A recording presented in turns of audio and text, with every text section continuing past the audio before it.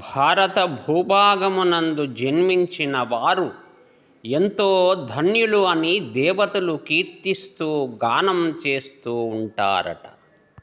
గాయంతి దేవా కిల గీతకాని ధన్యాస్తు ఏ భారతి భూమి భాగే స్వర్గాపవర్గాస్పదహేతుభూతే భవంతి భూయ పురుషాసురత్వాత్.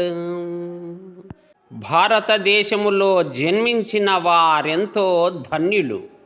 ఈ దేశము స్వర్గమునకు మోక్షమునకు కారణభూతమగుచున్నది.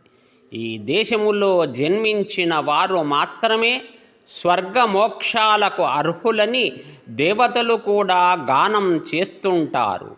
ఎందువలన అనగా ఈ దేశములో స్వర్గానికి కానీ మోక్షానికి కానీ కావలసిన బ్రహ్మజ్ఞాన సంపద, సంబంధిత శాస్త్రాలు, పురాణాలు మున్నగునవి పుష్టికరంగా ఉన్నవి.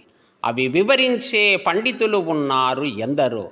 అవతార పుణ్యపురుషులు జన్మించిన తిరుగాడిన భూమి ఈ భారతదేశం. ఇతర దేశాలకు ఇలాంటి సౌకర్యాలు లేవు కావున వారికి స్వర్గము మోక్షము దొరకడము కష్టమే అనవచ్చు.